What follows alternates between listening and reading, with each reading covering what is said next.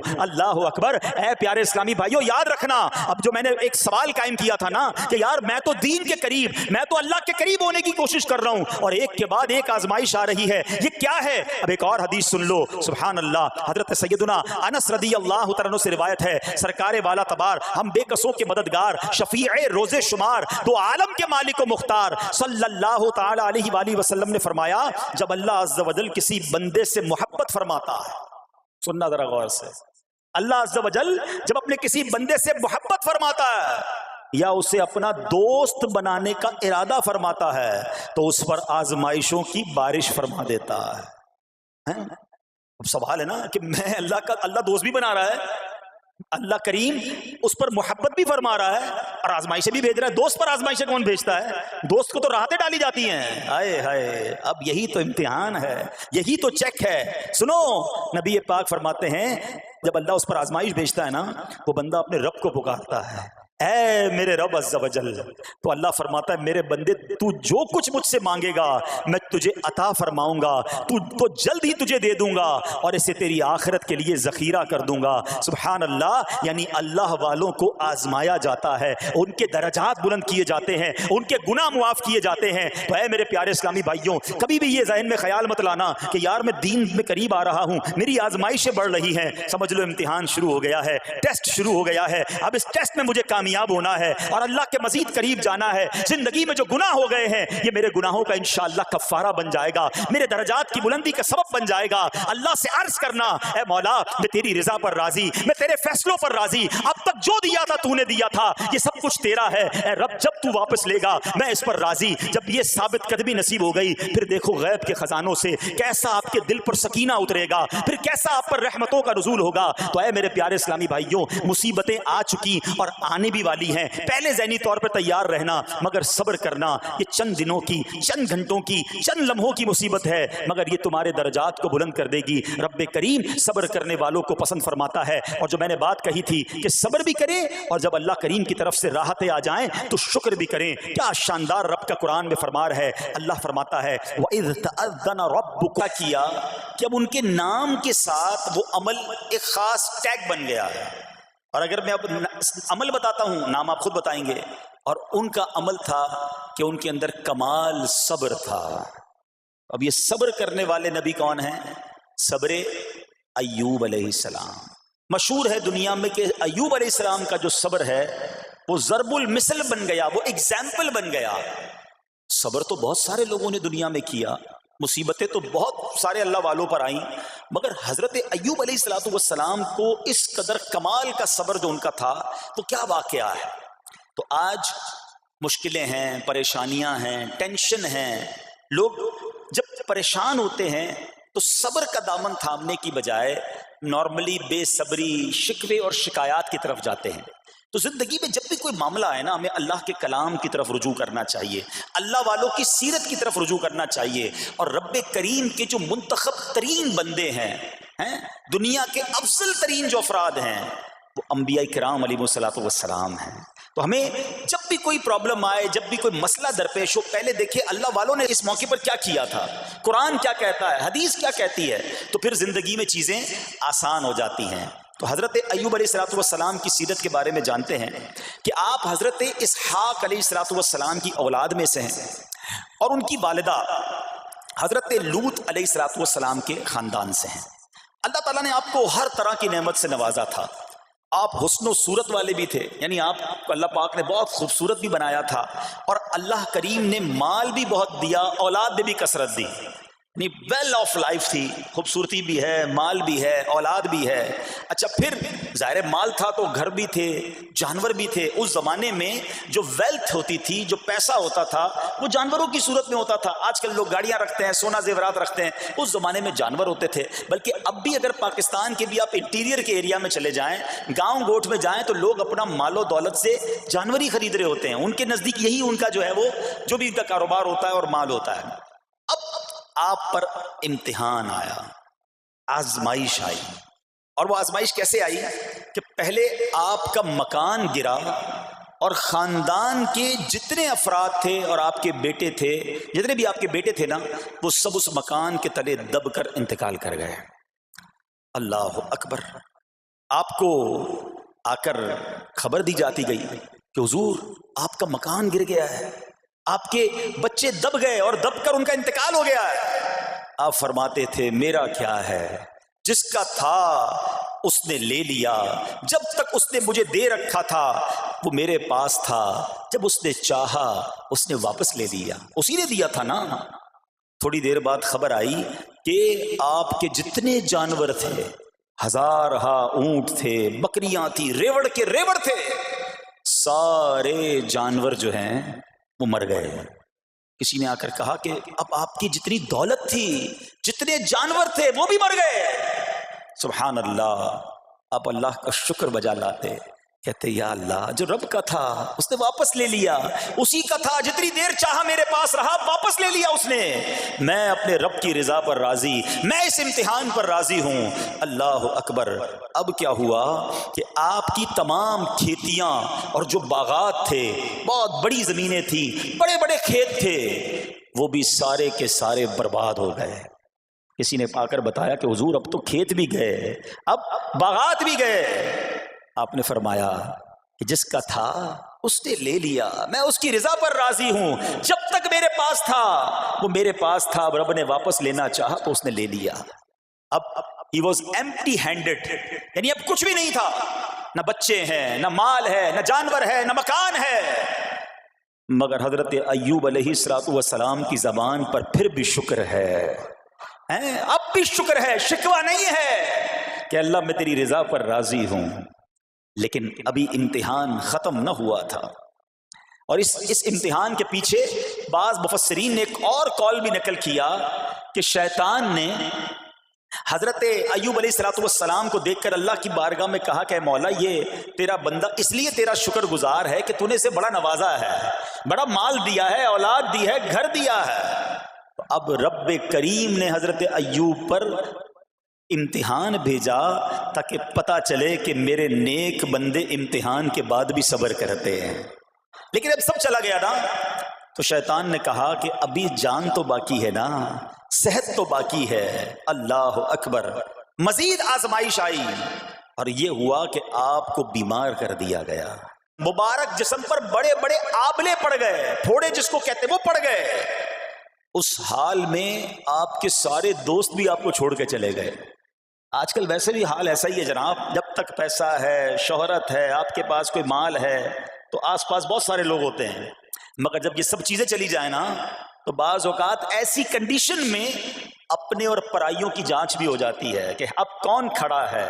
دوستی مال کے لیے تھی، دوستی شہرت کے لیے تھی، دوستی منصب کے لیے تھی، یا کسی کی ذات سے واقعی خالص دوستی تھی؟ اب کیا ہوا، آپ کے سارے رشتہ دار، سارے دوست بھی دور چلے گئے، سوائے آپ کی فرما بردار زوجہ تھی جن کا نام تھا رحمت بن افراہیم، اور یہ حضرت یوسف علیہ السلام کی پوتی بھی تھی، اللہ کے نبی کی آل سے تھی، وہ آپ کی خدمت کرتی رہی۔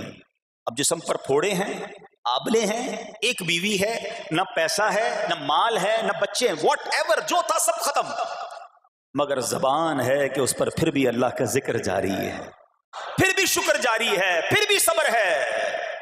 بات کرنا آسان ہے جناب، مشکل آئے اور صبر کرے بندہ، اصل امتحان یہ ہے۔ زباں پر شکوائے رنجو علم لایا نہیں کرتے، زباں پر شکوائے رنجو علم لایا نہیں کرتے، نبی کے نام لیوا غم سے گھبرایا نہیں کرتے۔ ہم میں سے کسی پر ایسی آزمائش نہیں آئی نا، چھوٹی موٹی آزمائشیں تو آتی رہیں گی۔ ایک بات یاد رکھنا، یہ زندگی کی جو گاڑی ہے نا، یہ مسائل کے پہیوں پر ہی چلتی ہے۔ ہمیں بعض اوقات کسی کی گاڑی، کسی کا مکان، کسی کا خوبصورت چہرہ، کسی کی مسکراہٹ دیکھ کر لگتا ہے یار یہ تو دنیا کا سب سے سخی آدمی ہے۔ ایسا نہیں، تو یہ نہ سمجھے کہ سارا جہان جناب سخی ہے اور میں اکیلا دکھی ہوں، ایسا نہیں ہوتا، بلکہ ہر اس جہاں میں تقریباً ہر بندہ ایسا ہوتا ہے جس کے ساتھ کوئی نہ کوئی دکھ لگا ہوا ہوتا ہے، کوئی نہ کوئی پریشانی ہے، کسی کو مال کی پریشانی، کسی کو روزگار کی پریشانی، کسی کو بیماری لگی ہے، کسی کو اور ٹینشن ہے۔ تو یہ کبھی بھی نہ سوچے کہ میں زندگی گزاروں گا اور کوئی ٹینشن نہیں آئے گی۔ تیار رہو امتحان کے لیے، امتحان ضرور آنا ہے۔ اب کمال یہ ہے کہ اس امتحان میں پاس کون ہوتا ہے۔ حضرت ابراہیم پر امتحان آیا، زبان پر صبر ہے، شکر ہے، شکوہ نہیں ہے۔ اب کیا ہوا کہ آپ کا سال ہا سال تک یہ محال رہا، یہ 2-4 مہینے کا پرابلم نہیں تھا، کئی سال تک آپ بیمار رہے، آپ کی زوجہ جو ہے وہ خدمت کرتی رہی۔ اچھا یہاں ایک غلط فہمی دور کر دوں کہ کچھ لوگ یہ کہتے ہیں، یہ کتابوں میں پتہ نہیں کچھ کتابوں میں لکھ دیا گیا کہ حضرت ایوب علیہ الصلوۃ والسلام کو معاذ اللہ کوڑ کی بیماری ہو گئی تھی۔ ایسا بالکل نہیں تھا، کوڑ کی بیماری نہیں ہوئی تھی، بلکہ نہ کوڑ ہوا نہ جزام ہوا، آپ کو جسم پر پھوڑے پھنسیاں جن کو کہتے ہیں آبلے نکل آئے تھے، کیونکہ کوڑ کی بیماری وہ ہوتی ہے کہ جس سے لوگ نفرت یا حقارت کرتے ہیں۔ اللہ کے کسی بھی نبی کو کبھی بھی کوئی ایسی بیماری نہیں ہوئی جس کی وجہ سے لوگ اس سے حقارت یا نفرت کریں یا دور بھاگیں، کیونکہ اللہ نے ان نفوس قدسیہ کو، ان نیک بندوں کو، ان منتخب شخصیات کو لوگوں کی ہدایت کے لیے بھیجا ہے۔ ان کو کبھی کوئی ایسی چیز نہیں ہوئی کہ جس سے لوگ گھن کھا کر دور بھاگیں، تو یہ بالکل غلط ہے۔ البتہ آپ کے جسم پر آبلے تھے، پھوڑے تھی، اور اللہ اکبر، آپ اس حال میں کیا رب سے عرض کرتے تھے؟ آپ عرض کرتے تھے، قرآن میں یہ الفاظ موجود ہیں، انی مسنی الضر وانت ارحم الراحمین۔ ترجمہ کیا ہے؟ مجھے تکلیف پہنچی اور تو سب مہر والوں سے بڑھ کر مہر والا ہے، رحم کرنے والوں میں سب سے بڑھ کر رحم کرنے والا ہے۔ یعنی اللہ کی بارگاہ میں یہ عرض کرتے تھے، یا اللہ تکلیف پہنچی ہے، رحم تو نے کرنا ہے، تو ارحم الراحمین ہے۔ زمانے سے نہیں کہتے تھے۔ یہاں ایک اور پرابلم ہے، ہمیں کوئی مسئلہ ہوتا ہے، پرابلم آتی ہے، ہم ساری دنیا سے کہتے ہیں یہ مسئلہ ہو گیا، یہ پرابلم ہو گئی۔ نہیں، ساری دنیا میں سے کوئی آپ کا مسئلہ حل نہیں کر سکتا۔ اس سے بات کرو نا جو مسائل کو حل کرنے والا ہے، اس سے عرض کرو نا جو مصیبت کو دور کرنے والا ہے۔ ادھر ادھر جانے کی بجائے پرابلم یہ ہے، جب بھی مشکل آتی ہے ہم سب کے پاس جاتے ہیں، ہم رب کے پاس نہیں جاتے ہیں۔ جاؤ اس کے پاس جو حل المشکلات ہے، جو مصیبتوں کو حل کرنے والا ہے، اس کی بارگاہ میں فریاد کرو۔ وہ شاعر کتنی پیاری بات لکھتے ہیں نا، یہ بہت سارے لوگوں کے لیے درس ہے جو اپنی پرابلمز کے لیے دنیا والوں کے پاس جاتے ہیں۔ ارے اگر پکارنا ہے تو اللہ کی بارگاہ میں پکارو، التجا کرنی ہے تو اللہ کے حبیب سے عرض کرو نا۔ شاعر لکھتے ہیں، کسی کا احسان کیوں اٹھائیں، کسی کو حالات کیوں بتائیں، کسی کا احسان کیوں اٹھائیں، کسی کو حالات کیوں بتائیں، تمہیں سے مانگیں گے تم ہی دو گے، تمہارے در سے ہی لو لگی ہے۔ ہم اللہ کی بارگاہ میں عرض کریں، اللہ کے حبیب کی بارگاہ میں لو لگائیں۔ دنیا والوں کے پاس کچھ نہیں رکھا، لیکن ہم دنیا والوں کو بتا کر اپنے صبر کا ثواب بھی ضائع کر دیتے ہیں۔ دیکھو حضرت ایوب علیہ السلام کا صبر، کسی سے نہ کہا، اللہ کی بارگاہ میں عرض کرتے رہے۔ اب آپ کی آزمائش کا وقت پورا ہوتا ہے، دعا کرتے رہے، التجا کرتے رہے، صبر کرتے رہے۔ حکم ہوا کہ اپنا پاؤں زمین پر مارو۔ حضرت ایوب علیہ السلام نے پاؤں زمین پر مارا تو زمین سے ایک چشمہ پھوٹ اٹھا۔ حکم الہی سے حکم دیا گیا کہ اب اس پانی سے غسل کرو۔ آپ نے جب اس پانی سے غسل کیا تو آپ کی تمام بیماریاں دور ہو گئیں۔ پھر آپ 40 قدم چلے، دوبارہ زمین پر قدم مارنے کا حکم دیا۔ قدم مارتے ہی ایک اور خوبصورت لذیذ ٹھنڈے پانی کا چشمہ نمودار ہوا۔ پانی ٹھنڈا، میٹھا اور لذیذ تھا۔ اب آپ نے وہ پانی پیا تو آپ کے باطن میں نور ہی نور پیدا ہو گیا، اور آپ کو اعلیٰ درجے کی صحت اور نورانیت حاصل ہو گئی۔ اور سنو، میرا رب تو قادر ہے نا، اللہ تعالیٰ نے آپ کی وہ ساری اولاد جو دب کر کئی سال پہلے مر گئی تھی، انتقال فرما گئے تھے، اللہ نے ان تمام اولاد کو پھر زندہ فرما دیا، اور آپ کی بیوی کو دوبارہ جوانی بخشی، اور اب اس کے بعد بھی آپ کی کثیر اولاد ہوئی۔ سنو سنو، جو جانور چلے گئے تھے نا، اللہ نے مویشی، اسباب، وہ خزانہ اس سے زیادہ آپ کو پھر سے عطا فرما دیا۔ صبر کیا تھا نا، ان اللہ مع الصابرین۔ اچھا یاد سب کو ہے یہ آیت، بچپن سے یاد ہے، اللہ صابروں کے ساتھ ہے، صبر کرنے والوں کے ساتھ ہے، مگر صبر کرنا نہیں ہے۔ امتحان آنا ہے تو صبر کرنا نہیں ہے، آیت سب کو پتا ہے۔ اچھا جس کے ساتھ پرابلم ہو جائے نا، اس کو بھی بندہ درس دینے جا رہا ہوتا ہے، بھائی صبر کرنا، اللہ آپ کو صبر دے، لیکن جب اس پر امتحان آتا تو یہ صبر کرتا نہیں ہے۔ دوسروں کو درس دے رہا تھا، آج تیری باری آئی ہے نا، تو صبر کا دامن نہ چھوڑیں۔ میں آپ کو ایک بات سوال پوچھنا چاہتا ہوں، آج کل ہم بڑے لوگوں سے تعلقات کیوں بنانے کی کوشش کرتے ہیں؟ یار جب کوئی مشکل ٹائم آئے گا نا تو یہ بندہ کام آئے گا، یہ پیسے والا دوست ہے، یہ اس کے تعلقات بہت ہیں، اس کی گورنمنٹ میں بات ہے، اس کی وکیلوں میں بات ہے، 4-5 ایسے دوست ہونے چاہیے۔ یہ ڈاکٹروں کے اندر بڑی اچھی اس کی دوستی ہے، کوئی ڈاکٹر کا بھی کام آئے گا تو یہ بندہ کام آ جائے گا۔ ہم دنیا والوں سے تعلقات اس لیے بناتے ہیں تاکہ یار مصیبت آئے تو یہ بندہ کام آئے، اور نارملی اکثر ایسا ہوتا ہے کہ جس سے امید رکھی ہوتی ہے مصیبت کے وقت غائب ہو جاتا ہے۔ لیکن رب خود قرآن میں فرما رہا ہے ان اللہ مع الصابرین، صبر کر لو اللہ کی رحمت تمہارے ساتھ ہو جائے گی۔ اب میں آپ سے سوال کرتا ہوں، دنیا کے تعلقات ہوں یہ ضروری ہے یا یہ فائدہ مند ہے، یا بندہ صبر کر لے تو اللہ کی رحمت ساتھ ہو جائے، سارے غم ویسے ہی دور ہو جائیں گے؟ صبر، اس کو نہیں چھوڑنا ہے۔ تو حضرت ایوب علیہ السلام کی زندگی میں ایک اور واقعہ یہ ہوا کہ جب آپ بیمار تھے، آپ کو پتہ جب بندہ بیمار ہوتا ہے تو بعض اوقات اس کی طبیعت میں کیفیات بھی ہوتی ہیں، تو آپ نے اپنی زوجہ کو پکارا، تو آپ کی زوجہ کچھ دیر میں حاضر ہوئی، تو آپ نے جلال میں آ کر اس کو 100 درے، اپنی زوجہ کو 100 کوڑے مارنے کی قسم کھا لی۔ اب جب صحت آ گئی تو قسم تو آپ نے کھائی ہوئی تھی، تو اب کیا کرتے؟ اس بیوی نے تو خدمت بھی بہت کی تھی، اب اسے کوئی خاص کیفیت تھی، آپ نے قسم اٹھا لی تھی۔ سبحان اللہ، ایوب علیہ السلام کو اللہ کریم نے قرآن میں کیا حکم دیا کہ اے ایوب، آپ ایک یعنی 100 جس کو کہتے ہیں تنکے، 100 تنکوں والی جھاڑو لیں اور اس جھاڑو کو ایک مرتبہ اپنی بیوی کو مار دیجئے تو آپ کی قسم جو ہے وہ پوری ہو جائے گی، یعنی قسم کا کفارہ نہیں دینا ہوگا۔ اللہ اکبر، اللہ نے اس نبی علیہ السلام کی فرما بردار بیوی کی جو سزا تھی یا جو معاملہ تھا اس کو کتنا آسان فرما دیا۔ تو رب کریم نے قرآن مجید فرقان حمید میں اس کو کس طرح بیان فرمایا، وَخُذْ بِيَدِكَ ضِغْثًا فَاضْرِب بِهِ وَلَا تَحْنَثْ، فرمایا کہ اپنے ہاتھ ایک جھاڑو لے کر اسے مار دے اور قسم نہ توڑ، اِنَّا وَجَدْنَاهُ صَابِرًا، فرمایا ہم نے اسے صابر پایا، نعم العبد، کیا اچھا بندہ، اِنَّهُ اواب، بے شک وہ بہت رجوع لانے والا ہے۔ ارے آج دنیا کسی کو کہے یہ صبر والا ہے، حضرت ایوب کی شان دیکھو کہ رب فرما رہا ہے قرآن میں اِنَّا وَجَدْنَاهُ صَابِرًا، اور ہم نے ایوب کو صبر کرنے والا پایا، صابر پایا۔ اللہ حضرت ایوب کے صبر کے صدقے ہمیں بھی صابرین میں شامل فرما لے۔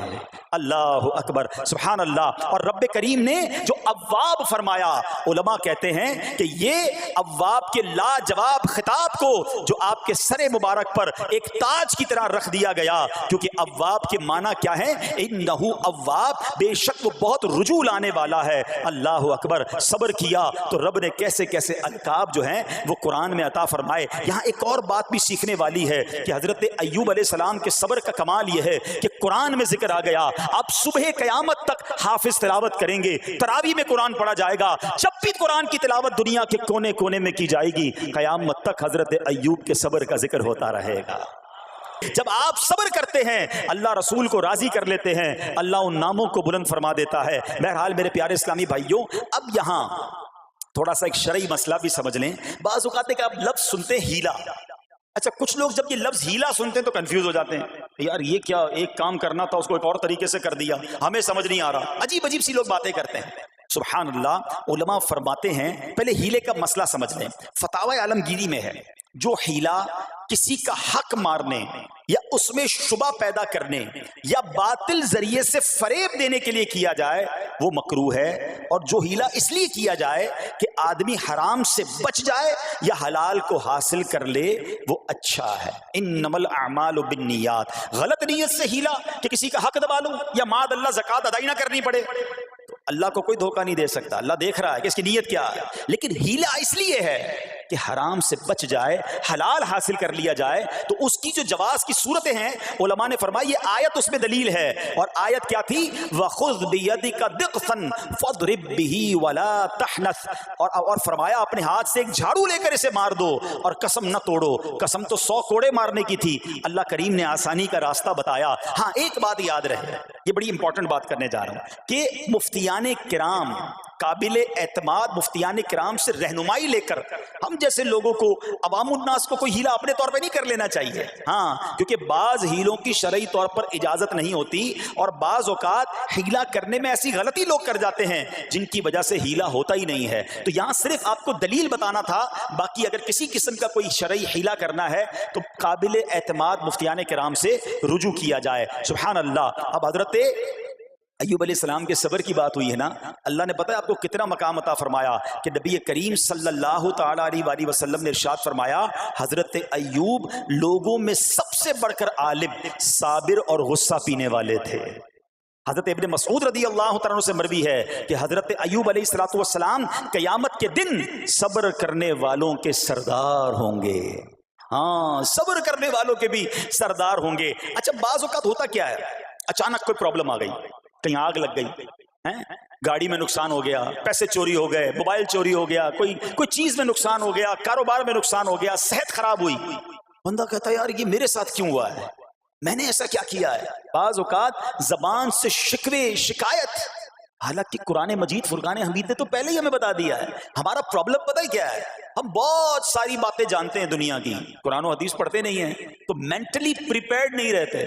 آپ کو پہلے ہی پتا ہو کہ یار گرمیاں آنے والی ہیں, تو اچانک گرمیاں آئیں گی تو پریشان نہیں ہوں گے نا. آپ کو پتا تھا جون جولائی میں گرمی ہوتی ہے, بھائی سردیاں نہیں ہوتی. آپ پنکھا بھی تیار رکھتے ہیں, ٹھنڈا پانی کا انتظام بھی رکھتے ہیں, گرمی کے وقت باہر کم نکلتے ہیں. اور سردیاں آتی ہیں آپ کو پہلے ہی پتا ہوتا ہے, رضائی تیار کر لیتے ہیں, سویٹر نکال لیتے ہیں. ایسا نہیں ہوتا کہ صبح اٹھتے تو 40 ڈگری ہوتا ہے, دوسرے دن اٹھتے تو 5 ڈگری ہوتا ہے. بندہ کہ یار آج ٹھنڈ کی ہو گئی, کل گرمی کی ہو گئی. مینٹلی پریپیئرڈ جب بندہ ہوتا ہے تو وہ تیار ہوتا ہے. اگر جو قرآن پڑھنے والا ہے, حدیث پڑھنے والا ہے, اس کو تو پہلے ہی مینٹلی پریپیئرڈ ہونا ہے. کیوں؟ قرآن کا وعدہ ہے نا, قرآن کا اعلان سنو. اللہ کریم قرآن مجید میں کیا ارشاد فرماتا ہے, بسم اللہ الرحمن الرحیم, وَلَنَبْلُوَنَّكُمْ بِشَيْءٍ مِّنَ الْخَوْفِ وَالْجُوعِ وَنَقْصٍ مِّنَ الْأَمْوَالِ وَالْأَنفُسِ وَالثَّمَرَاتِ وَبَشِّرِ الصَّابِرِينَ. اور ضرور ہم تمہیں آزمائیں گے. کیا فرمایا؟ ضرور آزمائیں گے, تیار رہو. دیر از ایگزامینیشن. اچھا آزمائش کن کن چیزوں کی ہوگی؟ سبحان اللہ, قرآن نے لسٹ بھی دے دی ہے کہ آزمائش کیا ہوگی. فرمایا کچھ ڈر سے, اچانک خوف آ جاتا ہے نا, کوئی دشمن آ جاتا ہے, کوئی دھمکی دے رہا ہوتا ہے, اچانک حالات خراب ہو جاتے ہیں, دل میں خوف بیٹھ جاتا ہے. پھر فرمایا بھوک سے, مال کم ہو گیا, تنگی آ گئی تو بھوک سے. پھر فرمایا کچھ مالوں اور جانوں اور پھلوں کی کمی سے. کبھی کاروبار میں نقصان ہوگا, کبھی کسی کے باغات ہے تو باغ فصل اجڑ سکتی ہے, آپ کو کوئی نقصان ہو سکتا ہے, کسی جگہ آگ لگ سکتی ہے, اور جانوں کی کمی سے بیماری بھی آ سکتی ہے. مگر آگے کیا فرمایا, وَبَشِّرِ الصَّابِرِينَ, خوشخبری سنا ان صبر والوں کو. اور جب سبحان اللہ یہ ایگزام آتا ہے نا, جو اس ایگزام سے نکل جاتا ہے, تو رب نے فرمایا خوشخبری ہے. اللہ اکبر. ہم نے زندگی میں دیکھا ہے جس نے مصیبت پر صبر کیا, اللہ کی رضا پر راضی رہا, اللہ نے مشکل سے بھی نکالا اور پہلے سے اسے زیادہ عطا فرما دیا. ہمارا پرابلم ہی ہم ٹیسٹ میں فیل ہو جاتے ہیں. جیسے ہی امتحان شروع ہوا, واویلا شروع, شور شروع, شکوے شروع, سب کو بتانا. حالانکہ کر کوئی نہیں سکتا, لیکن سب کو بتائیں گے. نہ کرو ایسا, میں جانوں میرا رب جانے, مجھے کیوں کسی کو بتانا ہے.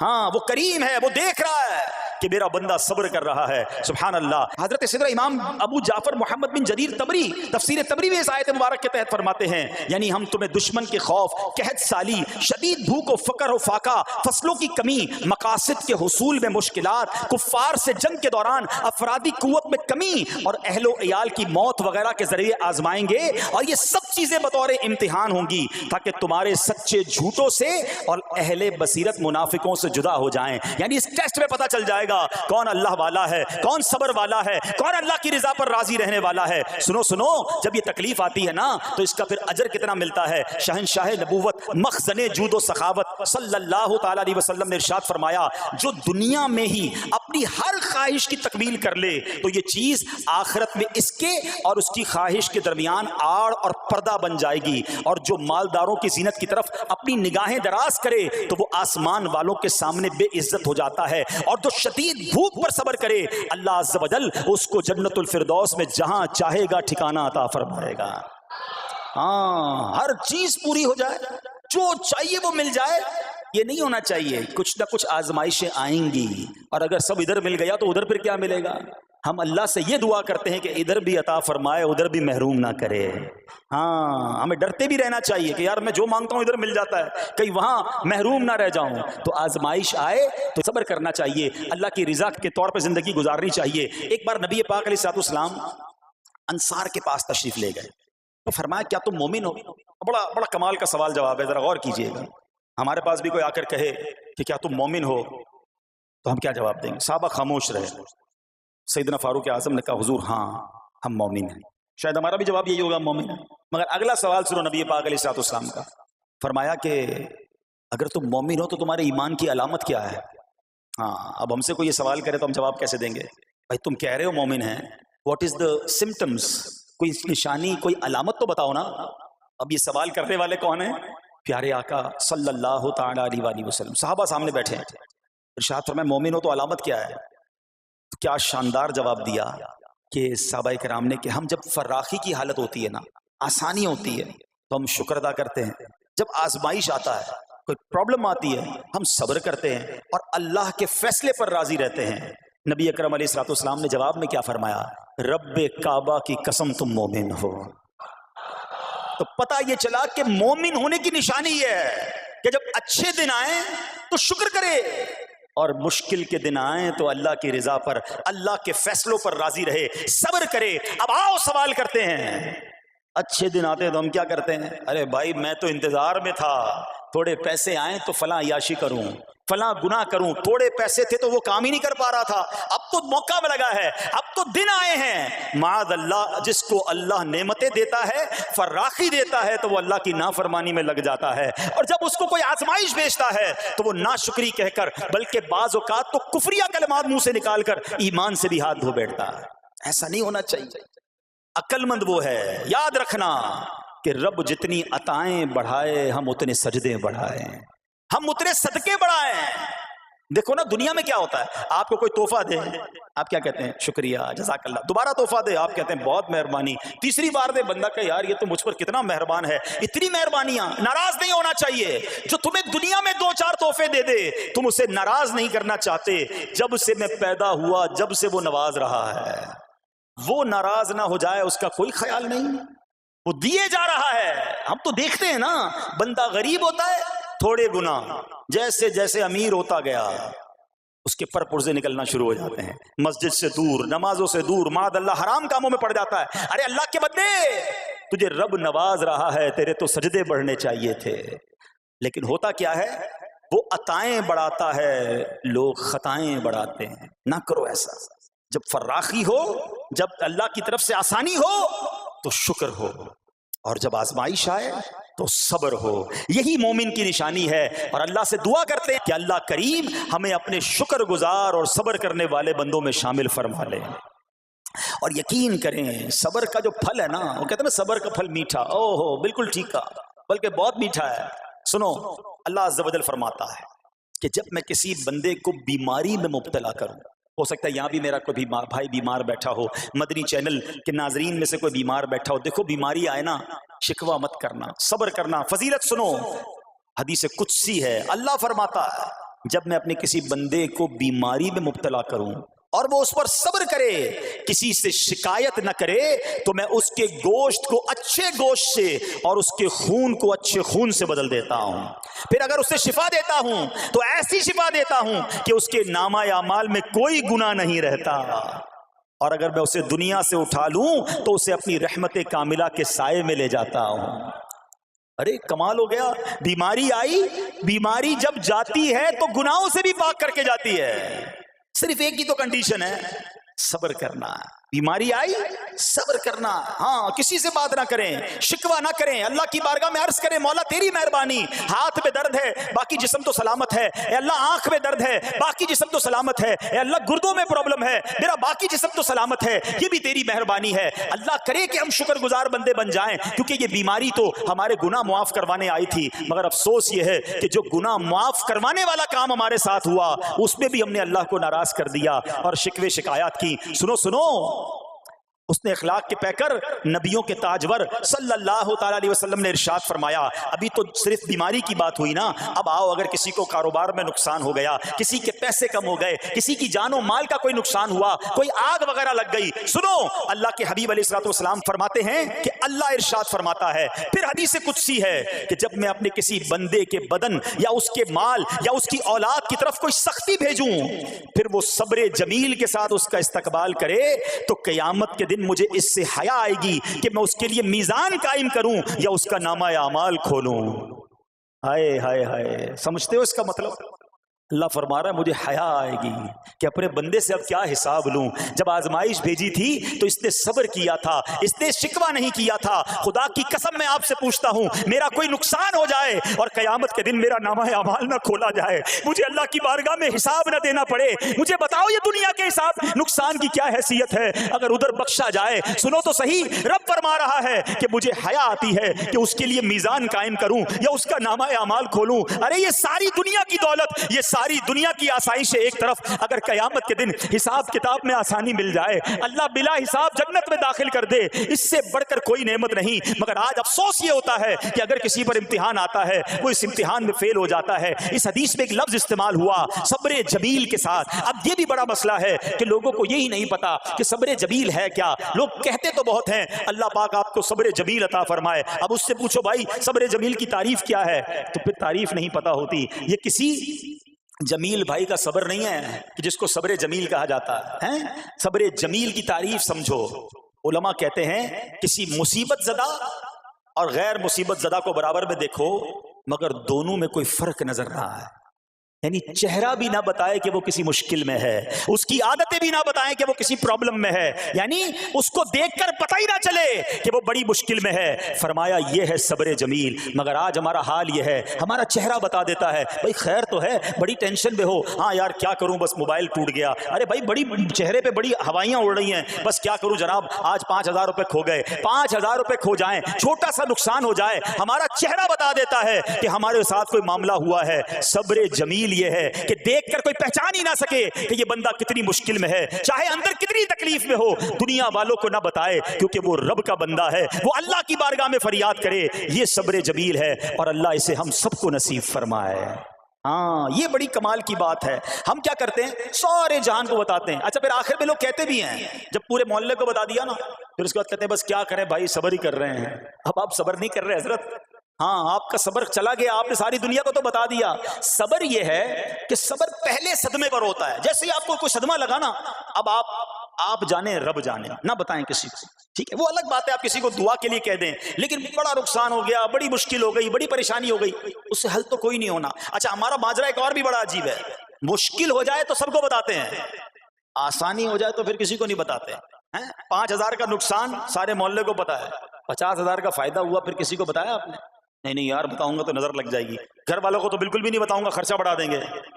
گھر والوں کو ساری ٹینشن کی خبریں جا کے دے رہے ہوتے ہیں, مارکیٹ میں بڑا نقصان ہو گیا, آج بڑا مندہ ہے, ارے بھائی کاروبار بالکل نہیں ہے, تاکہ گھر والوں کا خرچہ روک سکے. اور جیسے ہی کاروبار اچھا ہو گیا گھر جاتے پھر بھی وہی والا منہ بنا لیتے ہیں تاکہ ان کو پتہ نہ چلے میں بڑے پیسے کمانے لگا ہوں. یہ نہ کیا کریں. ہاں ٹینشن آپ کسی کو بتا کر اپنا صرف ثواب ضائع کرتے ہیں, باقی کچھ نہیں ہوتا. کرنا رب نے ہے, اور یہ اگر آزمائش میرے درجے بلند کرنے آئی ہے, اگر یہ آزمائش مجھے اللہ کے قریب کرنے آئی ہے تو پھر تو اس کا استقبال ہونا چاہیے نا. ہاں ہمارے بزرگان دین تو آزمائشوں کا استقبال کیا کرتے تھے. اور سنو یہاں ہو سکتا ہے کہ میرا کوئی نابینا بھائی بیٹھا ہو, بعض اوقات ایسا بھی ہوتا ہے کہ اچانک کسی کی بینائی چلی جاتی ہے, آنکھیں ٹھیک ہوتی ہیں اور اچانک ایکسیڈنٹ ہوا یا کوئی واقعہ ہوا ہے, بہت بڑی آزمائش. اللہ اس آزمائش سے ہمیں محفوظ رکھے. مگر دیکھو میرے رب کی شان دیکھو, جب بھی کوئی تکلیف آتی ہے نا بندہ صبر کرے, اس تکلیف کا اجر تیار ہے, اس کا کمال سے اس کی رحمت تیار ہے, رحمت کی برسات تیار ہے. سنو اللہ فرماتا ہے کہ اے جبرائیل جب میں اپنی کسی بندے کی بینائی لے لوں تو اس کا اجر یہ ہے کہ میں اسے اپنے دیدار سے مشرف فرماؤں گا. ہاں آنکھیں گئی ہیں مگر اللہ فرماتا ہے میں اپنا دیدار کرواؤں گا, بس صرف صبر کرنا ہے. اسی طرح میرے پیارے اسلامی بھائیوں, بعض لوگوں کے یہاں بچے کا انتقال ہو جاتا ہے, چھوٹے چھوٹے بچوں کا انتقال ہو جاتا ہے, یا بعض اوقات پیدائشی بچہ مرا ہوا ہوتا ہے پیدا, اس کا انتقال ہو جاتا ہے, یا بعض اوقات ولادت سے پہلے ہی بچہ ضائع ہو جاتا ہے. بہت شور, بڑا واویلا, بڑا رونا پیٹنا گھروں میں ہوتا ہے. مت کیا کرو ایسا, یقین کریں یہ بہت بڑا انعام تمہیں ملنے جا رہا ہے. ایسا نہ ہو یہ رونا پیٹنا، یہ بے صبری، یہ اللہ کی بارگاہ میں شکوے شکایات، اتنے بڑے تم اجر سے محروم رہ جاؤ۔ سنو، اللہ کے آخری نبی صلی اللہ تعالی علیہ وسلم نے فرمایا جس مسلمان جوڑے کے 3 بچے انتقال کر جائیں، اللہ عز و جل ان بچوں پر فضل و رحمت کرتے ہوئے ان دونوں یعنی ماں باپ کو جنت میں داخل فرمائے گا۔ صحابہ کرام نے عرض کی کسی کے 2 بچے، فرمایا 2 بچے بھی، پھر عرض کی اور 1، فرمایا 1 بھی، پھر فرمایا اس ذات کی قسم جس کے قبضہ قدرت میں میری جان ہے، جس عورت کا کچا بچہ فوت ہو جائے یعنی حمل ضائع ہو جائے اور وہ اس پر صبر کرے تو وہ بچہ اپنی ماں کو اپنی ناف کے ذریعے کھینچتا ہوا جنت میں لے جائے گا۔ یہ تو جنت کا ٹکٹ تھا، مگر شکوے شکایات الامان والافیز، گھر میں موت میت کو نقصان ہو جائے، ہماری عورتیں ہمارے گھر کے افراد وہ واویلا کرتے ہیں۔ معاذ اللہ، بعض اوقات تو کفریہ کلمات زبان پر ہوتے ہیں، معاذ اللہ ثم معاذ اللہ، کہتے کہ اللہ کو ہمارا ہی گھر ملا تھا، اتنے چھوٹے بچے کا کیا قصور تھا؟ استغفر اللہ۔ یہ تمہارے جملے، ایک تو گھر میں مصیبت پہلے ہی آئی ہوئی ہے اور تم اللہ پر اعتراض کر کے معاذ اللہ، اللہ کو ظالم کہہ کے اپنا ایمان بھی ضائع کر بیٹھے، یہ تو اس سے بڑی مصیبت ہو گئی نا۔ تو نہ کریں ایسا، سیکھو۔ آج میں نے آپ کے سامنے حضرت ایوب علیہ السلام کی سیرت اور قرآنی واقعہ بیان کیا کہ سب کچھ چلا گیا مگر وہ اللہ کی رضا پر راضی تھے، رب نے انہیں صبر کرنے والا بندہ بھی فرمایا اور ساری نعمتیں پہلے سے زیادہ عطا فرما دی۔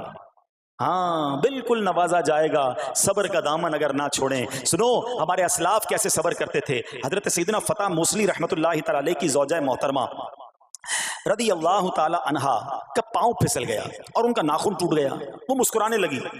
اللہ اکبر، کبھی کبھی ہمارا بھی ناخن ٹوٹا ہوگا، بہت تکلیف ہوتی ہے، ناخن ٹوٹے تو جان نکل جاتی ہے، مگر آپ مسکرانے لگی۔ کسی نے پوچھا کہ آپ کو ناخن ٹوٹنے کا درد نہیں ہوا، آپ مسکرا رہی ہیں؟ تو فرماتی ہیں کہ اس درد پر جو ثواب ملے گا نا، مجھے درد پر صبر کروں گی اور جو مجھے اس پر ثواب ملے گا تو اس ثواب کے تصور نے میرے درد کی تلخی کو دور کر دیا۔ ہائے ہائے ہائے، یہ ہیں اللہ والے۔ ہاں صبر کرنا کوئی ان سے سیکھے۔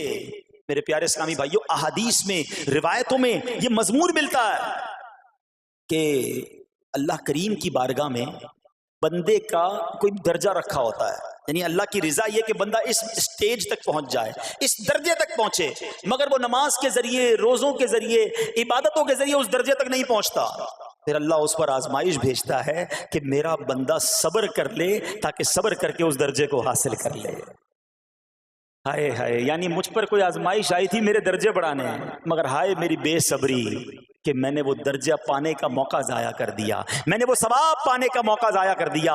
خدا را یاد رکھنا، اگر کسی آزمائش سے گزر رہے ہو تب بھی، اور اگر آئندہ کوئی آزمائش آئے، صبر کا دامن نہ چھوڑنا، یہ تصور کر لینا کہ یہ میرے گناہ معاف کرنے کا ذریعہ بن رہا ہے، یہ میرے درجے بڑھانے کا ذریعہ بن رہا ہے۔ اور سنو، جب مصیبت آئے تو پڑھنا کیا ہے؟ رسول اللہ صلی اللہ تعالی علیہ وآلہ وسلم نے فرمایا جو مصیبت کے وقت انا للہ و انا الیہ راجعون کہتا ہے تو اللہ عز و جل اس کی پریشانی دور فرما دیتا ہے اور اس کے کام کا انجام اچھا فرماتا ہے اور اسے ایسا بدل عطا فرماتا ہے جس پر وہ راضی ہو جاتا ہے۔ تو یہ پڑھ لیں، لیکن شکوہ نہ کریں، دنیا والوں کو بتانے کی حاجت نہیں۔ اچھا، وہ جو میں بات کر رہا تھا کہ تکلیف سب کو بتانی ہے اور راحت کے بارے میں کسی کو کوئی شکر کرتا ہوا نظر نہیں آتا۔ ایک بار ایک شخص کے سر پر جو ہے نا وہ تکلیف ہوئی نا، سر میں درد ہو گیا، اس نے پٹی باندھی اور گھومنے لگا۔ اس زمانے میں حضرت رابعہ بصریہ رضی اللہ رحمۃ اللہ تعالی علیہ، اللہ کی بہت بڑی ولیاں ہیں، آپ نے اس کو دیکھا کہ کیوں پٹی باندھی ہے؟ وہ کہتا سر میں درد تھا اس لیے پٹی باندھی ہے۔ بات تھوڑی سی باریک ہے، سمجھدار لوگ سمجھیں گے، اس لیے پٹی باندھی ہے کہ سر میں درد تھا۔ اللہ اکبر۔ اس اللہ والی نے پتہ کیا کہا؟ آپ کہتی ہیں کبھی صحت کی پٹی بھی باندھی ہے؟ ہاں، یہ جملہ ہے بڑا سمجھنے والا ہے، یعنی اللہ نے اتنے دنوں تک صحت میں رکھا تو کسی کو نہیں بتایا، اور تھوڑے دنوں کی تکلیف آئی تو پٹی باندھ کے سب کو بتانے چلا ہے کہ رب نے بیمار کیا ہے۔ ہاں، ہمیں اللہ کریم کی طرف سے آزمائش ہمیشہ تھوڑی آتی ہے۔ اگر اپنی زندگی کا ہم پورا عرصہ کیلکولیٹ کریں نا کہ بھئی 40 سال کا کوئی بندہ ہو گیا ہے تو کتنے دن ہوئے 40 سال میں؟ ٹھیک ہے، ایک بار کبھی بیٹھ کے اکیلے میں حساب کرنا، اتنے ہزار دن میں نے دنیا میں گزارے، کتنے دن بیمار رہا؟ تو شاید چند دن، 100 دن، 50 دن، 200 دن بنیں گے۔ کئی ہزار دنوں میں سے اگر چند دن اللہ نے مجھ پر آزمائش ڈالی تو ہزاروں دن راحت بھی تو ڈالی نا، صحت بھی تو عطا فرمایا۔ اتنے دن جس رب نے چھاؤں میں کھڑا کیا، اگر تھوڑی دیر کے لیے دھوپ آئی ہے تو مجھے شکوہ نہیں کرنے چاہیے۔ یاد رکھنا، ہر رات کے بعد صبح ہے، ہر دھوپ کے بعد چھاؤں ہے۔ اگر تم انتظار کرو گے تو رب ایسی رحمت تم پر نازل کرے گا، اپنے غائب کے خزانوں سے عطا فرمائے گا۔ قرآن میں رب نے وعدہ کیا ہے، وَمَن يَتَوَكَّلْ عَلَى اللَّهِ فَهُوَ حَسْبُهُ، جو اللہ پر بھروسہ کرے اللہ اس کے لیے کافی ہے۔ مگر ہمارا پرابلم یہ ہے کہ جب مشکل آتی ہے ہم یہ ساری باتیں بھول کر بس شکوہ، شکایات اور پریشانی میں چلے جاتے ہیں۔ ارے آپ اس مصیبت کو اللہ کی طرف سے نعمت سمجھ لو، اللہ کی طرف سے یہ سمجھ لو کہ میرے گناہ معاف کروانے، میرے درجات بلند کرنے کے لیے آیا ہے۔ اچھا اب ایک اور بات، بعض اوقات شیطان ہے نا، وہ کسی کے دماغ میں وسوسہ ڈالتا ہے کہ یار جب میں نمازیں نہیں پڑھتا تھا نا تب تو اتنا پریشان نہیں رہتا تھا، جب سے نمازیں شروع کی، دعوت اسلامی کے اجتماع میں آنے لگا، مدنی قافلوں میں سفر شروع کر دیا، اب تو میں نے کچھ ذمہ داری بھی لینا شروع کر دی ہے۔ ارے میں نے جب سے امامہ پہنا ہے یا داڑھی رکھ لی ہے، میری کوئی اسلامی بہن سن رہی ہے کہ میں بے پردہ گھومتی تھی تو کوئی اتنا ٹینشن نہیں تھا، اب میں نے جناب پردہ کرنا شروع کیا ہے، قرآن پڑھنا شروع کیا ہے تو ٹینشنیں شروع ہو گئی ہیں۔ اب شیطان بعض لوگوں کے ذہنوں میں یہ وسوسہ ڈالتا ہے کہ میں تو دین کے قریب ہو رہا ہوں، اللہ کے قریب ہو رہا ہوں، اور مجھ پر آزمائشیں کیوں آ رہی ہیں؟ سنو سبحان اللہ، اللہ کے حبیب علیہ الصلوۃ والسلام کی کیا شان ہے۔ اعلیٰ حضرت ایسے ہی نہیں کہتے کہ میں نثار تیرے کلام پر ملی یوں تو کس کو زبان نہیں، وہ سخن ہے جس میں سخن نہ ہو، وہ بیان ہے جس کا بیان نہیں۔ میرے آقا نے کم و بیش 1450 سال پہلے یہ مسئلہ سالو کر دیا۔ حضرت سیدنا سعد بن ابو وقاص رضی اللہ تعالیٰ عنہ فرماتے ہیں کہ میں نے عرض کی یا رسول اللہ صلی اللہ تعالیٰ علیہ وسلم، سب سے زیادہ مصیبتیں کن لوگوں پر؟ گلی مکا دی نا، پنجابی میں کہتے ہیں نا، گالی بات ہی ختم کر دی۔ حضور یہ بتائیں سب سے زیادہ مصیبتیں کن لوگوں پر آئیں؟ پیارے آقا نے فرمایا انبیاء پر۔ اللہ اکبر، اللہ کے سب سے قریب تو انبیاء ہیں نا، انبیاء پر، پھر ان لوگوں کے بعد جو لوگ بہتر ہیں، پھر ان کے بعد جو بہتر ہیں۔ سنو اب اگلا جملہ، بندے کو اپنی دینداری کے اعتبار سے مصیبت میں مبتلا کیا جاتا ہے۔ اگر وہ دین میں سخت ہوتا ہے اس کی آزمائش بھی سخت ہوتی ہے، اگر وہ دین میں کمزور ہوتا ہے تو اللہ عز و جل اس کی دینداری کے مطابق اسے آزماتا ہے۔ بندہ مصیبت میں مبتلا ہوتا رہتا ہے یہاں تک کہ اس کے دنیا میں ہی اس کے سارے گناہ بخش دیے جاتے ہیں۔ گویا اللہ کی یہ رحمت ہے کہ بندہ بڑا نیک ہو رہا ہے، رب چاہتا ہے کہ اس بندے پر آزمائش بھیجوں، میرا نیک بندہ صبر کرے، اس کے گناہ معاف ہو جائیں اور میرے پاس آئے تو اس کو جنت میں داخل کر دوں۔ اللہ اکبر۔ اے پیارے اسلامی بھائیو یاد رکھنا، اب جو میں نے ایک سوال قائم کیا تھا نا کہ یار میں تو دین کے قریب، میں تو اللہ کے قریب ہونے کی کوشش کر رہا ہوں اور ایک کے بعد ایک آزمائش آ رہی ہے، یہ کیا ہے؟ اب ایک اور حدیث سن لو، سبحان اللہ۔ حضرت سیدنا انس رضی اللہ تعالیٰ عنہ سے روایت ہے، سرکار والا تبار، ہم بے قصوں کے مددگار، شفیع روز شمار، دو عالم کے مالک و مختار صلی اللہ تعالی علیہ وآلہ وسلم نے فرمایا، جب اللہ عز و جل کسی بندے سے محبت فرماتا ہے، سننا ذرا غور سے، اللہ عز و جل جب اپنے کسی بندے سے محبت فرماتا ہے یا اسے اپنا دوست بنانے کا ارادہ فرماتا ہے تو اس پر آزمائشوں کی بارش فرما دیتا ہے۔ اب سوال ہے نا کہ میں اللہ دوست بھی بنا رہا ہے، اللہ کریم اس پر محبت بھی فرما رہا ہے اور آزمائشیں بھی بھیج رہا ہے۔ دوست پر آزمائشیں کون بھیجتا ہے؟ دوست کو تو راحتیں ڈالی جاتی ہیں۔ ہائے ہائے، اب یہی تو امتحان ہے، یہی تو چیک ہے۔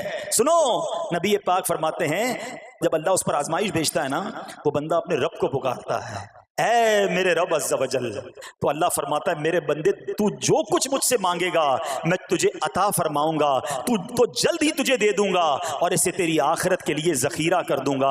سبحان اللہ، یعنی اللہ والوں کو آزمایا جاتا ہے، ان کے درجات بلند کیے جاتے ہیں، ان کے گناہ معاف کیے جاتے ہیں۔ تو اے میرے پیارے اسلامی بھائیوں، کبھی بھی یہ ذہن میں خیال مت لانا کہ یار میں دین میں قریب آ رہا ہوں، میری آزمائشیں بڑھ رہی ہیں، سمجھ لو امتحان شروع ہو گیا ہے، ٹیسٹ شروع ہو گیا ہے، اب اس ٹیسٹ میں مجھے کامیاب ہونا ہے اور اللہ کے مزید قریب جانا ہے۔ زندگی میں جو گناہ ہو گئے ہیں یہ میرے گناہوں کا انشاءاللہ کفارہ بن جائے گا، میرے درجات کی بلندی کا سبب بن جائے گا۔ اللہ سے عرض کرنا، اے مولا میں تیری رضا پر راضی، میں تیرے فیصلوں پر راضی، اب تک جو دیا تھا تو نے دیا تھا، یہ سب کچھ تیرا ہے، اے رب جب تو واپس لے گا میں اس پر راضی۔ جب یہ ثابت قدمی نصیب ہو گئی پھر دیکھو غیب کے خزانوں سے کیسا آپ کے دل پر سکینہ اترے گا، پھر کیسا آپ پر رحمتوں کا نزول ہوگا۔ تو اے میرے پیارے اسلامی بھائیوں، مصیبتیں آ چکی اور آنے بھی بھی والی ہیں. پہلے ذہنی طور پر تیار رہنا, مگر صبر کرنا. یہ چند دنوں کی, چند گھنٹوں کی, چند لمحوں کی مصیبت ہے, مگر یہ تمہارے درجات کو بلند کر دے گی. رب کریم صبر کرنے والوں کو پسند فرماتا ہے. اور جو میں نے بات کہی تھی کہ صبر بھی کریں اور جب اللہ کریم کی طرف سے راحتیں آ جائیں تو شکر بھی کریں. کیا شاندار رب کا قرآن میں فرمان ہے. اللہ فرماتا ہے وَإِذْ تَأَذَّنَ رَبُّكُمْ